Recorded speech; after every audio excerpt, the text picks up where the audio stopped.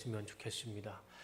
예수님을 따르는 길에 치유가 있습니다 라는 제목으로 잠시 말씀의 은혜를 나누고자 합니다. 오늘 우리가 읽었던 이 본문의 말씀 가운데 우리가 정말 이 시간에 놓치지 말고 이 말씀은 꼭 붙잡고 돌아가셨으면 하는 말씀이 있어요. 한번 15절 말씀을 다시 한번 볼까요? 좀 새번역 성경으로 개역개정보다 좀 쉬운 번역서인데 제가 읽어드릴게요. 그러나 예수께서 이 일을 아시고서 거기에서 떠나셨다. 그런데 많은 무리가 예수를 따라왔다. 예수께서는 그들을 모두 고쳐주셨다. 아멘. 오늘 이 말씀 우리가 본문의 이 정황은 잘 몰라도 앞뒤 문맥은 모른다 할지라도 이 15절 말씀 가운데 우리가 한 가지 분명한 사실이 있습니다. 예수님을 따라오는 모든 자를 다 고쳐주셨어요. 오늘 이 시간에 이 말씀 우리가 한번 묵상해보고 주목해봤으면 좋겠습니다. 우리가 이 말씀을 믿으며 살아가길 원합니다. 예수님께서 다 고쳐주셨다. 이 말씀 가운데 우리의 삶의 회복이 있고 치유가 있고 내 삶의 문제가 하나님 은혜 가운데 고쳐지는 은혜가 있을 줄로 믿습니다. 한 가지 조건이 있습니다. 하나님이 이 말씀 보면은 이 예수님을 따라오는 사람들을 고쳐주시는데 이 한 가지 조건이 있어요. 우리는 이거 하나만 말씀에 따라 순종하면 우리에게도 치유와 회복의 은혜는 있으리라 믿습니다. 다시 한번 우리 15절 말씀 볼까요? 다시 한번. 자, 예수님께서 그들을 모두 고쳐주셨는데 누구냐면 그 후에 많은 무리가 예수를 따라왔다. 이렇게 긴 문장도 아니죠. 예수님을 따라갔을 때에 예수님을 따라간 사람은 그 사람이 누구 됐든 그 사람을 다 고쳐주셨다는 거예요. 우리도 이 말씀처럼 예수님을 부지런히 따라갔을 때 따라가는 인생 가운데 우리에게 하나님의 치유의 은혜를 주실 줄로 믿습니다. 그 중에 그 과정 속에 오늘 이 자리가 우리가 예수님을 따라가는 그 길 가운데 있는 것이라 믿습니다. 오늘 이 자리에 오신 우리 성도 여러분 예배 가운데 이 말씀의 은혜와 축복 그대로 하나님의 또 예수님의 고침의 은혜가 있으시길 정말 주님의 이름으로 축복합니다. 제가 홍천에서 사역을 할 때 그런 일이 있었습니다. 지금도 생각하면 참 마음이 아픈 일인데 작년 한 초반이었을 것 같아요. 2월, 3월쯤에 예배를 다 드리고 저는 강대상에서 내려가는 찰나에 저희 교회에 성도님 한 분 중에 35년을 군생활을 하신 분이 계세요. 사단 주임원사까지 하신 분입니다. 거의 한평생을 군생활을 하셨던 아주 강직한 장로님이셨어요. 제가 내려가는데 장로님이 저를 이렇게 조용한 곳으로 부르시더라고요. 그리고 저에게 굉장히 그런 모습은 제가 한 10여 년을 봤지만 처음 그런 표정을 하시더라고요. 심각한 표정으로. 목사님, 아내가 권사님이셨어요. 우리 권사가 지금 많이 아픕니다. 그러시는 거예요. 그 말씀에 놀라고 그 말씀에 당황하기도 전에 그 35년 군생활 하신 그 강직한 군인이셨던 장로님이 어린아이처럼 막 눈물을 흘리세요. 나이가 드셔도 그렇게 눈물이 마르지 않고 그렇게 장로님이 눈물을 흘리실 거라고는 제가 상상을 못했는데 나이도 어린 저 앞에서 펑펑 우시는 거예요. 또 좀 진정이 되신 후에 저한테 말씀을 주시더라고요. 목사님, 제 아내가 우리 집 권사가 지금 큰 병에 걸렸습니다. 많이 아픕니다. 췌장암 4기에 발견된 거예요. 그리고 거기서 끝난 게 아니고 그 암이 간까지 전이가 됐어요. 그런 상황에서 발견이 된 거예요. 여러분 잘 아시죠? 췌장암이 무서운 암이라는 것. 일단 발견되면 사기이고 사기는 의사도 거의 치료를 연명 수준이지 그게 치료까지는 갈 수 없는 상황이잖아요. 췌장암. 그 장로님께서 이제 그걸 다 알아보신 후에 권사님은 모르시고 남편만 이제 의사가 이제 알려줬던 것 같아요. 그거를 저한테 말씀해 주시면서 아내가 아프다는 그 말씀을 하시면서 펑펑 우시는 거예요. 그리고 이제 그 상황을 다 아신 권사님이 이제 항암 치료는 받아야죠. 그래도 항암 치료 받으시려고 병원에 입원하시기 전날에 저와 저희 아내가 장로님 댁에 가서 신방을 했습니다. 가서 보니까 이미 권사님도 다 아시죠. 뭐 검색을 다 해보시고 췌장암 사기가 어떤 병이고 그 간까지 전이됐을 때는 일단 본인부터가 이제 더 잘 알고 있는 상황에 권사님도 삶을 포기하셨더라고요. 내가 지금 항암 치료를 해봐야 무슨 의미가 있겠습니까? 그래서 권사님도 삶을 스스로 포기하신 그런 말씀을 하시더라고요. 그래도 제가 같이 예배 드리면서 말씀을 드렸어요. 우리 예수님을 믿으면 우리 예수님은 아시잖아요. 눈먼 자도 치유하시고 귀 먹을 자도 치료하시고 병어리도 치료하시고 안정병을 일으키시고 38년 된 병자를 치유하시고 과부의 아들을 살리시고 나사로를 살리시고 우리 인생의 모든 질병, 심지어 죽음을 살리신 우리 예수님을 믿는 우리 성도인데 그깟 췌장암 하나 우리 예수님께서 치료 못하시겠습니까? 우리 예수님한테 기도하면서 믿음으로 같이 기도하면서 같이 치료해 봅시다. 권사님한테 권면을 드렸어요. 권사님이 조금 힘을 좀 얻으시는 것 같아요. 그래서 항암 치료를 그때부터 시작을 하셨습니다. 1년 그렇게 이제 병원에서 의사가 뭐 4개월, 3개월, 6개월 시한부를 이제 내리죠. 근데 정말 감사한 것은 지금 1년이 넘었는데 아직도 건강하게 예배 드리시면서 기도하시면서 그 힘든 군인교회를 섬기고 계세요. 용사들에게 간식도 나눠주시고 기적이죠. 기적이죠.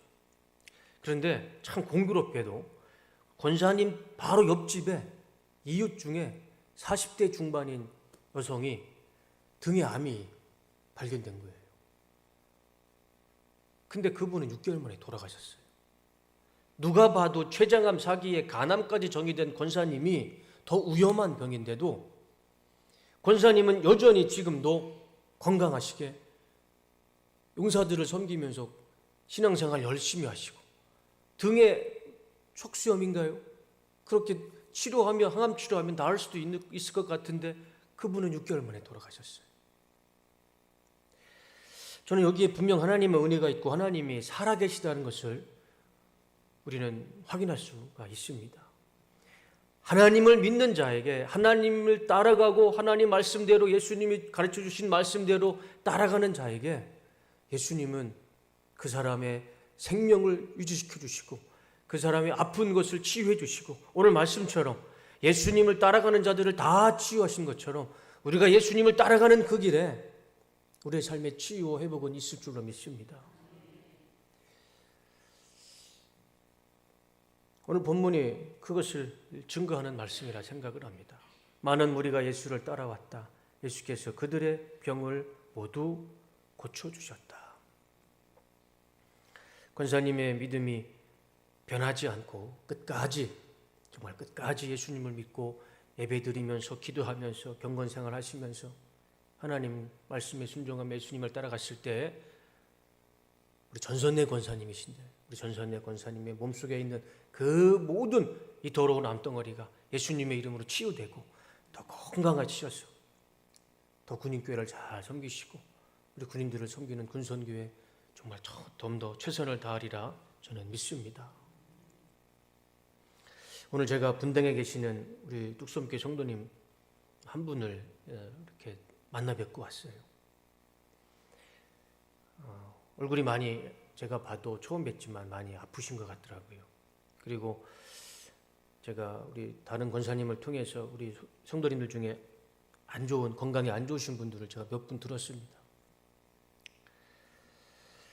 우리 뚝섬 침례교회 성도님들 가운데 많이 아프시고 고통 중에 질병 중에 있으신 분들이 많이 계신다는 듣고 제가 좀 마음이 좀 많이 무거웠습니다. 고통 중에 계시는 우리 성도님들께서 오늘 이 말씀의 은혜가 그대로 동일하게 임하셔서 우리 뚝섬교회 성도님들은 모두 다 치유되시고 회복되셔서 우리 성도님들은 모두 다 건강하게 우리 주님께서 부르시는 그날까지 모세처럼 눈도 밝고 건강하고 우리의 하나님의 주신 우리 수명에 닿는 그날까지 아프지 마시고 건강하게 예수님 부르신 날까지 건강하게 사시기를 정말 주님의 이름으로 축복합니다. 아프지 마세요. 아프지 마세요. 제가 여기서 무릎 꿇으라도 꿇겠습니다. 아프지 마세요. 건강하시기 바랍니다. 저희 아버지가 잠깐 일을 하시다가 삐끗하셔가지고 다리를 다치셨어요. 핀을 박으셨어요. 저희 아버지가 80이 넘으셨는데 제가 아버지 병원에 입원하신 건 제가 처음 봤습니다. 사진을 찍어서 이제 보내주셨는데 다리가 까맣게 피부가 까맣게 변하셨더라고요. 그걸 보는데 너무 마음이 아프더라고요. 80 넘으신 아버지가 농사 지으시다가 다리가 다치셨는데 병원에 누워 계신 걸 보고 전화를 하면 아버지한테 위로하려고 전화를 하면 참 이게 아들이라서 그런지 위로의 말은 참 못하지만 그래도 자식으로서 너무 안타깝고 아침마다 새벽마다 우리 아버지의 건강을 위해서 기도하고 있습니다. 뿐만 아니라 우리 성도님들 위해서도 기도하고 있습니다. 아프지 마시고 건강하게 신앙생활 하시기를 주님의 이름으로 축복합니다. 예수님을 따르는 자는 예수님께서 고쳐주시고 육체의 아픔도 고쳐주시고 무너진 가정도 고쳐주시고 회복시켜 주실 줄로 믿습니다. 우리가 솔직히 정직하게 우리가 그러려고 예수님 믿는 거잖아요.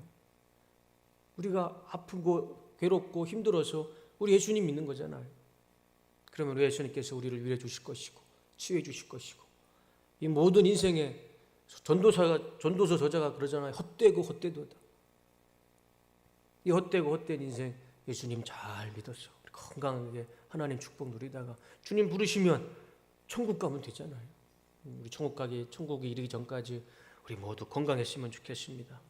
그러면 좀 더 구체적으로 지금 우리에게 어떤 삶이 이 예수님을 따르는 삶이 될까요? 분명 말씀에는 예수님을 따라갔을 때에 그곳에서 기적이 나타나고 치유가 은혜가 나타났는데 지금 우리 삶 가운데는 어떻게 하면 예수님의 삶을 예수님을 따라가는 삶이 될까요? 저는 두 가지면 충분하다고 생각을 합니다. 두 가지. 이 두 가지 방법으로 우리는 예수님을 따라가는 삶을 살아갈 수 있다고 생각을 해요. 본문에서 예수님은 이제 성전에서 안식일에 손이 오그라든 자를 치료해 주십니다. 회복해 주세요. 근데 그것을 보고 율법학자들이 뭐라고 그래요? 안식일에 왜 율법을 어기면서 병자를 치유해 주느냐? 그러니까 사람이 어디에 그렇게 이렇게 자신의 이 세계관에 갇혀 있으면 뭐가 진리인지 뭐가 우선순위인지 모르는 것 같아요. 안식일에 예수님께서 병자를 치유해 주시는 게 당연한 건데 유대인들은 그게 아니라고 그렇게 해서 율법을 어겼고 그래가지고 예수님을 죽이려고 합니다. 14절의 말씀 보면 알 수 있을 거예요. 예수님이 병자를 치유했다고요. 율법학자들이 바리새인들이 예수님을 죽이려고 그래요. 그러니까 우리가 진리가 아닌 것에서는 이렇게 참 사람이 우선순위가 바뀌는 것 같아요. 그래서 우리가 진리를 잘 깨닫고 진리 안에 살 때 그 가운데 하나님 은혜가 있는 것 같아요. 그래서 그 성전에서 예수님이 이 손을 오그라든 자를 치유해 준 유대인들이 그걸 봤잖아요. 그것을 본 유대인들이 이제 예수님을 따라가기 시작한 겁니다. 그래서 그 유대인들이 예수님을 따라갔던 그 유대인들을 예수님이 고쳐주신 거예요. 그러면 우리도 우리 삶 가운데 예수님을 따라가야 되는데 두 가지만 우리는 지켰으면 좋겠어요. 그래서 이 두 가지를 잘 지키면서 살아갈 때 우리는 예수님을 따라가는 인생이 되리라 믿습니다. 첫 번째는 성경을 읽을 때 예수님을 따르는 삶이 될 수 있습니다. 성경을 읽을 때. 여러분 우리는 물리적으로 또 현실적으로 오늘 본문에 나오는 유대인들처럼 예수님을 내 눈으로 보고 내 귀로 듣고 내 손으로 만지면서 따를 수 없죠. 이미 예수님은 부활하셔서 하늘나라의 천국의 보좌에 앉아 계시는데 우리는 예수님을 눈으로 보고 따라갈 수는 없죠. 그랬으면 얼마나 좋을까요? 유대인들처럼. 그렇지만 우리는 현실적으로 그게 불가능하잖아요. 우리는 예수님을 볼 수도 없고 목소리를 들을 수도 없고 예수님을 손으로 만질 수도 없죠. 그러나 우리는 이 유대인들보다 더 확실하게 예수님을 볼 수 있고 예수님의 말씀을 들을 수 있고 예수님을 만질 수가 있고 예수님의 삶의 흔적을 체험할 수 있는 방법이 있습니다. 어디에 있을까요? 성경에 있죠. 성경에. 여기에 우리 예수님의 말씀이 다 기록되어 있잖아요. 과하지도 않고 부족하지도 않고 딱 우리 인생에 필요한 말씀 완벽하게 66권 이 말씀이 예수님의 말씀이고 예수님의 형상이고 예수님의 삶이고 우리는 이 말씀을 통해서 살아계신 예수님을 만나고 우리에게 말씀해 주시는 그 예수님의 음성을 들을 수 있는 것이고 부활하신 예수님을 우리는 이 말씀을 통해서 만질 수 있는 것이라 믿습니다. 참 감사하죠. 우리에게 이 성경을 남겨주신 우리 예수님께 너무 감사하고 우리는 이 말씀을 통해서 예수님을 체험하고 예수님 말씀에 순종하며 살아갈 때 그것이 예수님의 삶을 따라가는 것이고 그 삶 가운데 예수님을 따라가는 삶 가운데 오늘 말씀의 은혜가 1.1획도 달라지지 않고 그대로 우리 삶 가운데 은혜는 나타날 것이라 믿습니다. 성경을 그냥 우리 책으로만 생각하지 않았으면 좋겠어요. 제가 신학교 때 제가 참 놀라운 이야기를 들었습니다. 조직신학 교수님인데 아니 종교철학 교수님인데 성경책을 딱 가져오더니 이거는 그냥 책이라는 거예요. 책. 제가 군대에 있을 때 어떤 걸 봤냐면요. 이 책이 되게 성경책이 굉장히 얇잖아요. 그래서 선임들이 왜 군대 가면은 조그마한 소책자가 있어요. 예, 훈련소 때 그 한 장을 쫙 찢더니 그걸 돌돌돌돌 말아요. 담배를 말아서 성경책으로 담배를 피더라고요. 얇으니까. 우리 장로님들도 그런 군생활 하시면서 그런 모습들 많이 보셨을 것 같아요. 옛날 군대는.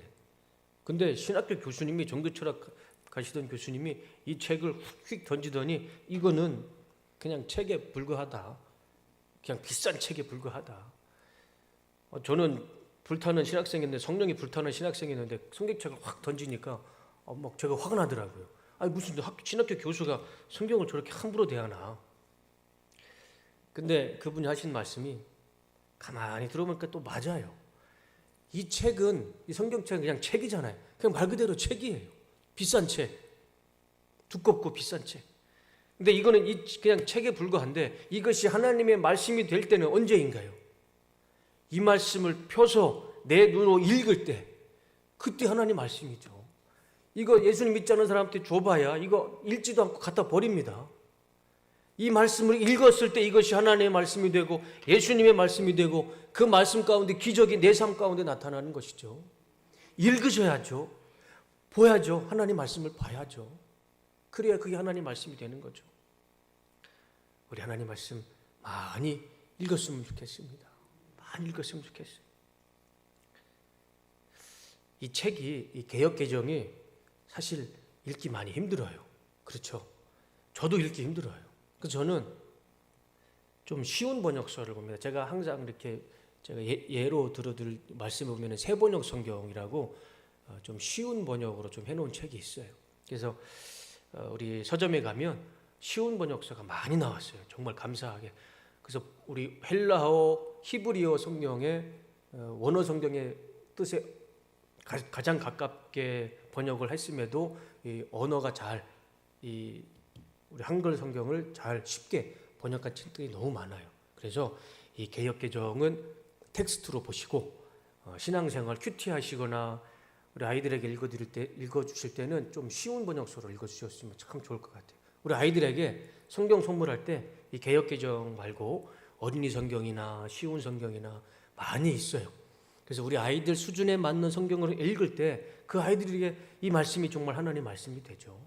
그래서 우리 성도님들에게 다른 좀 쉬운 성경을 좀 구입하셔서 읽으시기를 권면을 드립니다. 성경에 기록된 이 예수님의 말씀, 하나님의 말씀을 읽고 그 말씀대로 살아갈 때에 오늘 본문에 나오는 이 하나님의 기적이, 예수님의 기적이 우리 삶 가운데, 우리 가정에, 또 우리 직장과 회사 가운데 그대로 나타날 줄로 믿습니다. 오늘 이 시간으로부터 성경을 많이 읽으시기를 다시 한번 권면을 드립니다. 두 번째로 우리가 예수님을 따라가는 삶 가운데는 기도할 때 예수님을 따르는 삶이 됩니다. 다른 방법이 없더라고요. 기도할 때 예수님을 따라가는 삶이 되는 것이라 믿습니다. 여러분, 우리가 기도는 제가 지난번에도 말씀을 드렸던 것 같은데, 기도는요 내 삶의 주인을 바꾸는 겁니다. 내가 할 수 없는 자리에서 하나님, 나는 할 수 없습니다. 나는 능력이 없습니다. 나의 한계는 여기까지입니다. 그래서 우리가 하나님 앞에 나와서 무릎 꿇고 기도하는 거잖아요. 내가 할 수 있다면 굳이 하나님 앞에 나올 이유가 없지 않습니까? 내가 할 수 없는 자리에서 나의 한계가 이거밖에 안 되니까 하나님 앞에 나와서 하나님 도와주세요. 내 삶의 주인은 내가 아닙니다. 하나님이십니다. 내 생명의 주인도 하나님이십니다. 우리가 그것 때문에 기도하는 거잖아요. 새벽에 힘든 4시에 일어나셔서 이 교회까지 오셔서 하나님 앞에 기도했을 때는 내 삶의 주인이 하나님이라는 것을 고백하고 또 그것을 인정하고 하나님께 기도하러 새벽에도 오시고 이렇게 저녁에도 오시고, 기도는 내 삶의 주인을 바꾸는 시간이라 믿습니다. 그리고 내 삶의 주인을 바꾸는 그 기도로 내가 예수님의 삶을 따라가는 삶이 되는 것이라 믿습니다. 지난주에 말씀드렸던 것처럼 예수님께서 십자가의 처형을 당하시기 전에 겟세마네에서 기도하시잖아요. 예수님도 사람이시잖아요. 그래서 예수님도 그 죽음 앞에 두려움을 느끼셨죠. 그래서 예수님이 하나님 앞에 어떻게 기도하십니까? 아버지, 할 수만 있으면 이 쓴 잔을, 이 고난의 잔을, 이 죽음의 잔을 내게서 옮겨주시옵소서. 이건 당연한 거예요. 우리 예수님도 사람이셨는데 그 죽음이 얼마나 비참한 죽음인지 누구보다 더 잘 아셨던 분이신데, 사람의 몸으로, 사람의 느끼는 이 고통으로 그 길을 알고 간 그 길을 얼마나 예수님이 고통스럽고 힘드셨겠어요. 우리가 알고 가는 것과 모르고 가는 것은 완전 다르잖아요. 내가 이 길이 죽음의 길인 걸 뻔히 아는데 우리 예수님이 얼마나 힘드셨겠습니까? 얼마나 괴로우셨겠어요. 그래서 그 흐르는 땀이 핏방울로 변할 만큼 아주 스트레스를 받고 고통 중에서 우리 하나님께 예수님이 기도하시잖아요. 그런데 예수님의 그 기도는 마지막은 어땠습니까? 끝까지 하나님께, 하나님, 나 죽음을 피하게 해주십시오. 이 죽음을 못 견디겠습니다. 그렇게 기도하시지 않았어요. 마지막에 어떻게 기도하셨나요?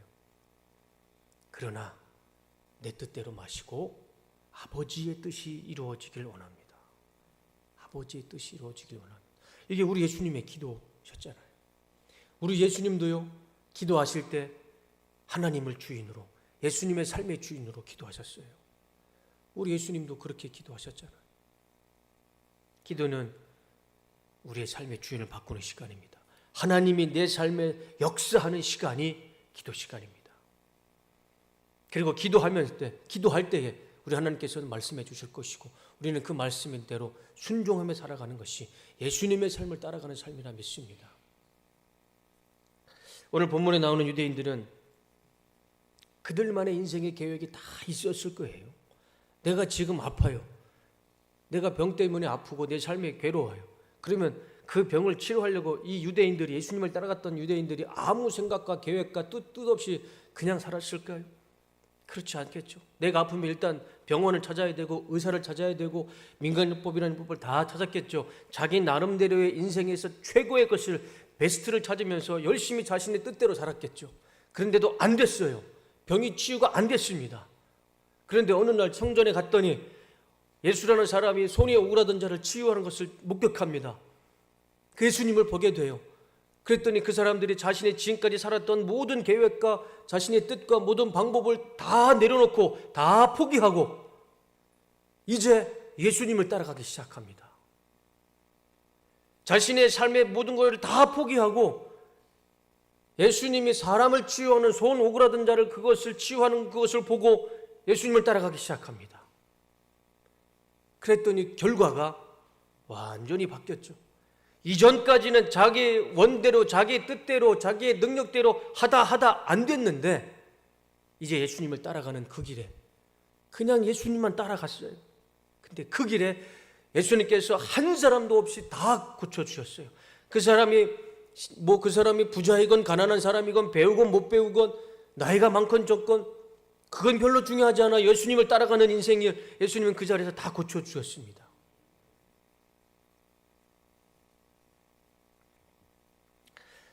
우리의 계획과 우리의 뜻과 우리의 능력과 우리의 이성과 내 모든 것 지금까지 해서 안 됐으면 우리 시간 그거 다 하나님 앞에 내려놓고 하나님 말씀에 순종하며 예수님을 다시 한번 붙잡고 예수님 말씀에 순종해서 예수님을 따라가는 그런 인생 또 그런 삶이 되시기를 주님의 이름으로 축복합니다.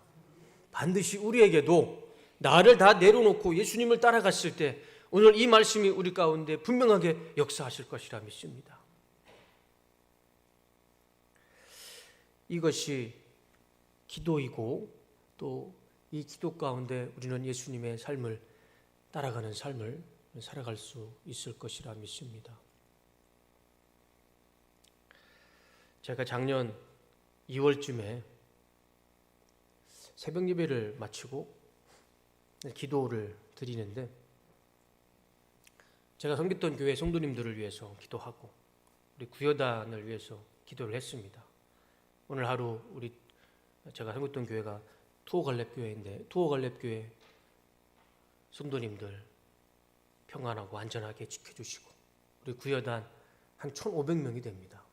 1,500명 되는 용사들 또 우리 간부들 오늘 하루 건강하게 지켜주시옵소서 기도를 하고 있는데 가끔씩 하나님께서 참 부담을 주시는 감동을 주세요. 그날따라 또 하나님이 또 저에게 큰 부담이 되는 감동을 주시더라고요. 정확한 하나님의 워딩은 아닐지라도 저에게 그런 마음을 주세요.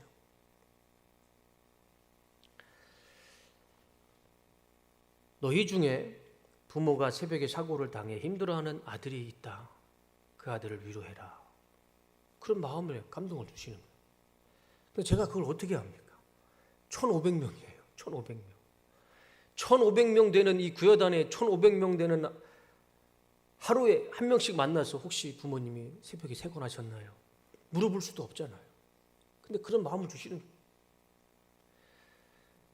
제 아내한테 그날 이 얘기를 했어요.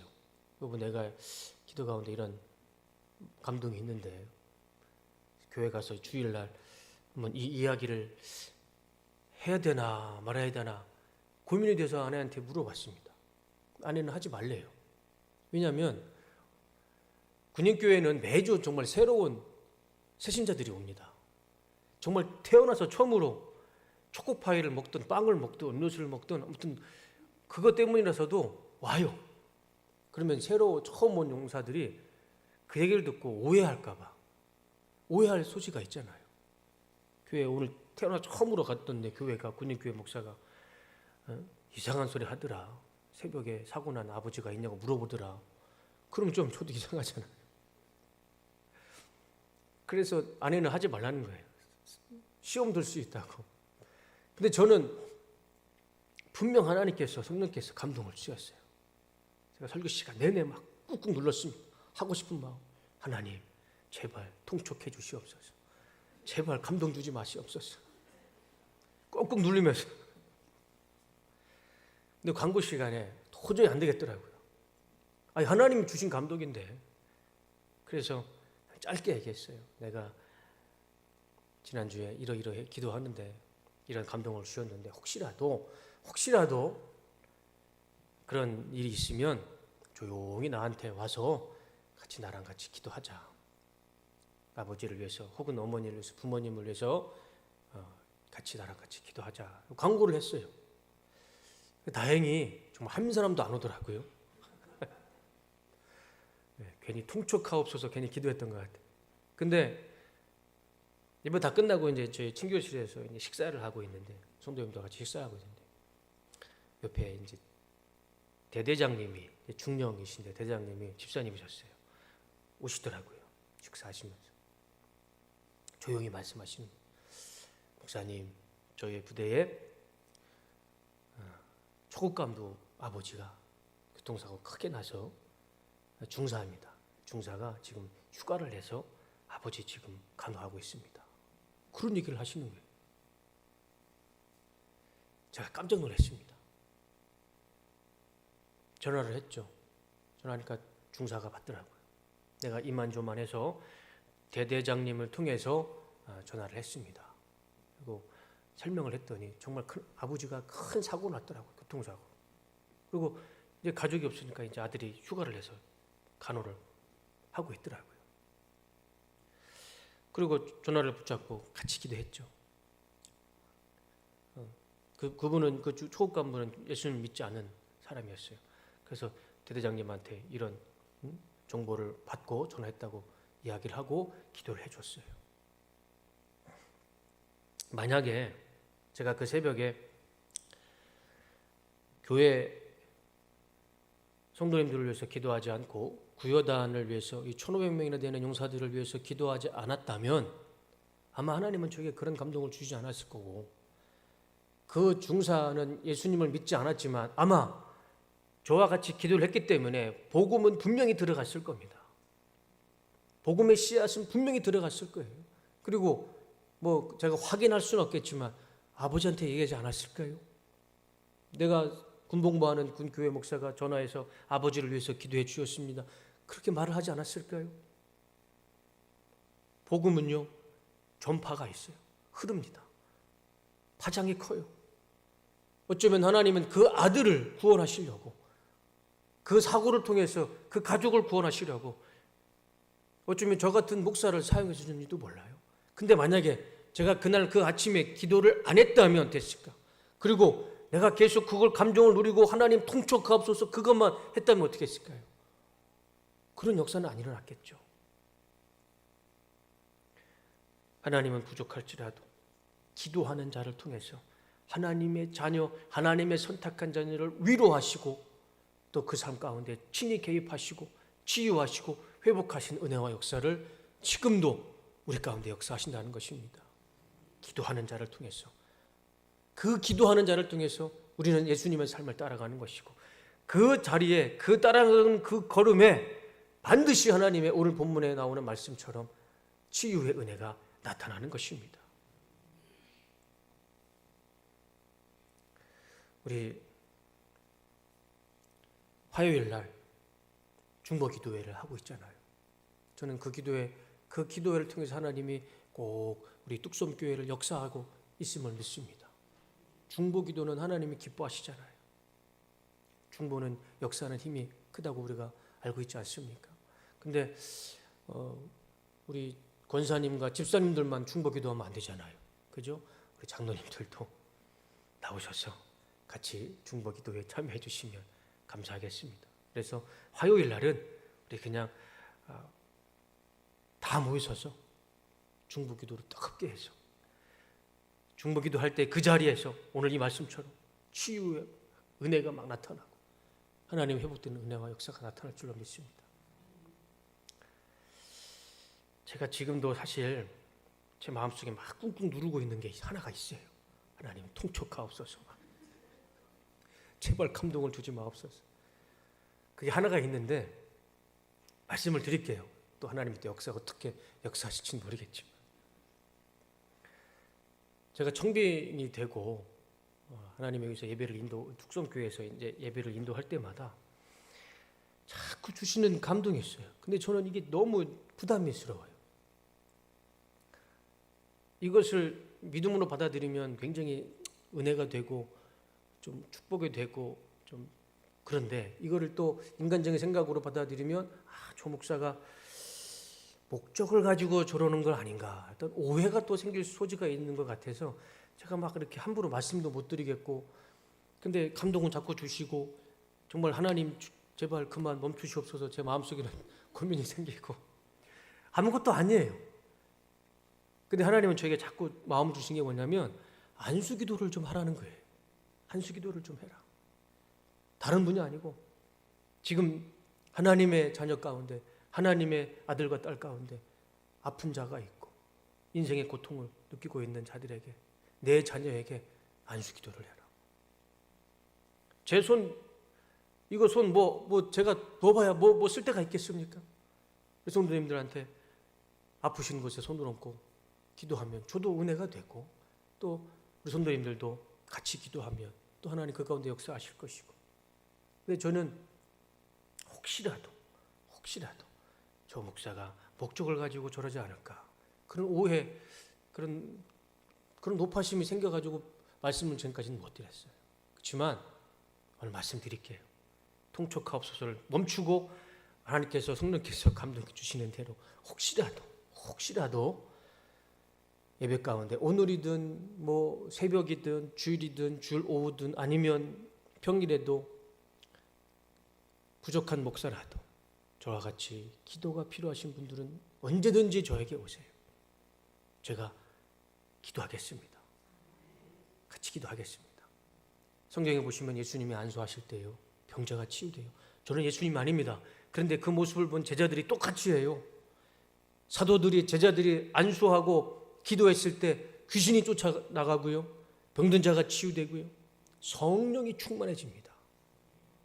저는요, 세종만교회 여기서 가까운 송포에 있는 중앙성 목사님 밑에서 사역 목회를 배울 때 금요철의 시간마다 안수기도를 주시는데, 그 금요칠, 그때는 이제 지금도 그러겠지만 우리처럼 이 의자가 아니고 앉아서, 참 기도도 무릎 꿇고 기도하는 거하고 의자에서 기도하는 거하고 또 그게 또 다르더라고요.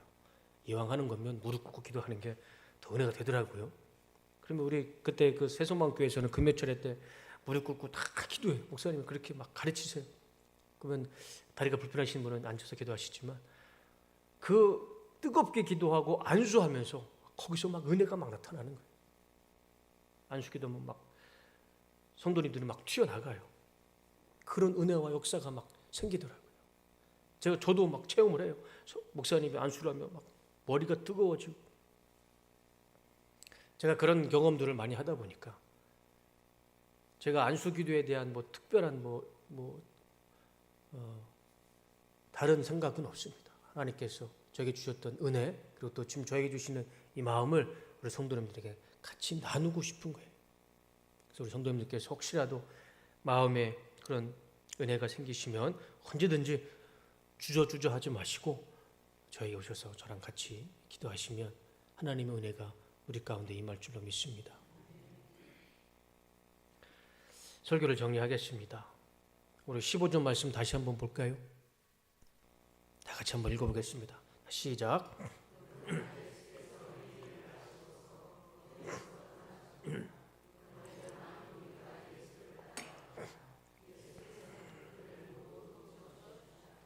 아멘.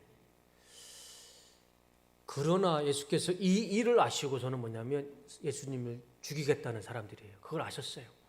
예수님은 자기를 죽이겠다고 하는 그 상황을 말씀해 주시고, 예수님이 그 일을 아시고서도 가시는 길에 사람들이 쫓아오는 거예요. 예수님 마음이 어땠을까요? 불편하시겠죠. 자기를 죽이겠다고 하는 사람들이 있는데, 그 마음이 불편하심에도 불구하고 예수님을 따라오는 사람들은 한 사람도 거절하지 않으시고 따라오는 사람 모두를 다 고쳐주셨어요. 다 치료해 주셨어요. 그 은혜의 예수님이 우리가 말씀을 보고 기도하면서 예수님을 따라가는데, 우리 예수님이 우리는 나 몰라 하시진 않으시겠죠. 왜 우리를 나 몰라 하시겠습니까? 우리도 예수님을 따라가는 길에 기적과 은혜가 나타날 것입니다. 치유 회복은 나타나실 것이라 저는 믿습니다.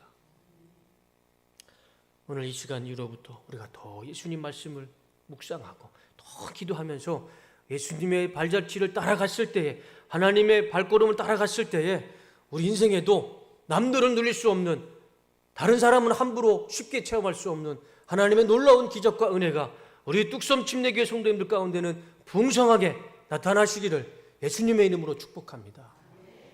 우리 시간에 이 찬양 같이 불렀으면 좋겠습니다. 원하고 바라고 기도합니다.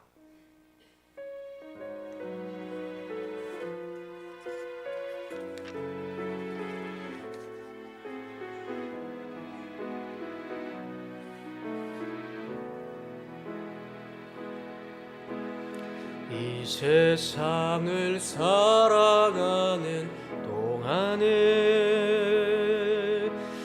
나의 힘을 의지할 수 없으니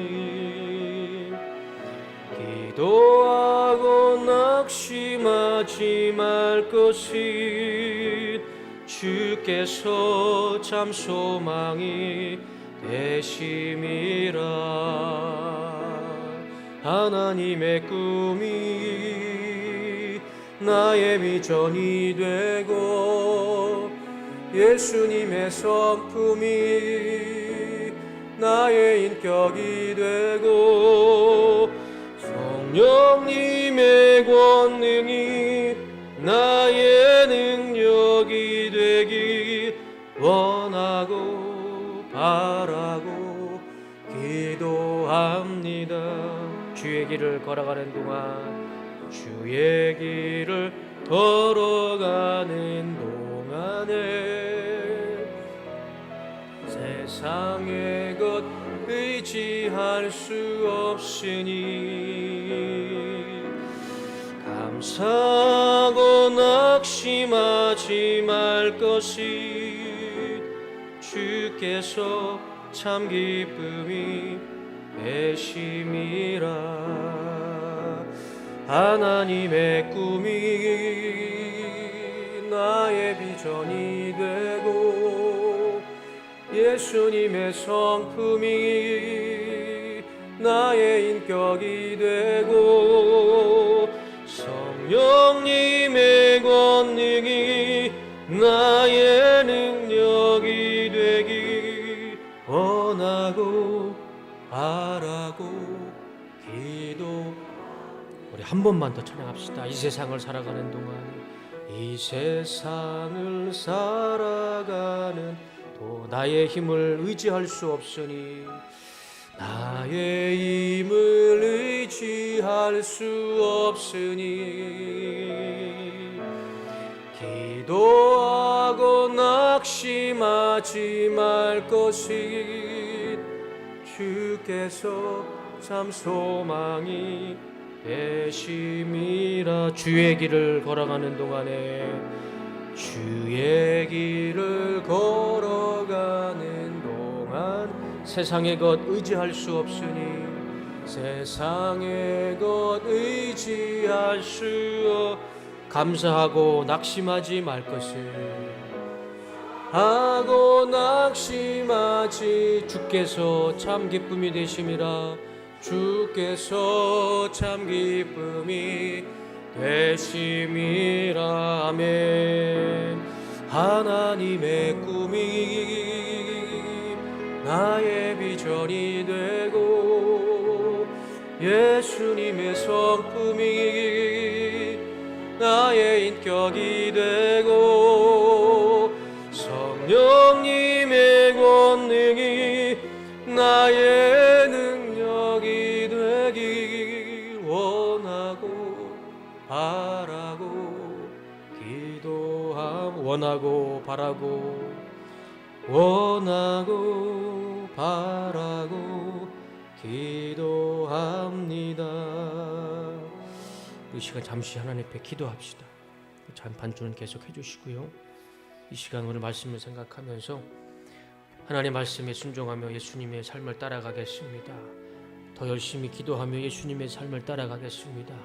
예수님의 삶을 따라갈 때에 내 육신의 질병을 고쳐주시고 우리 가정의 문제를 고쳐주시고 내 삶에 있는 모든 불치병을 고쳐주시고 치유해 주시옵소서. 이렇게 오늘 말씀을 붙잡고 잠시라도 하나님 앞에 기도하는 시간 갖도록 하겠습니다. 다 같이 기도하겠습니다.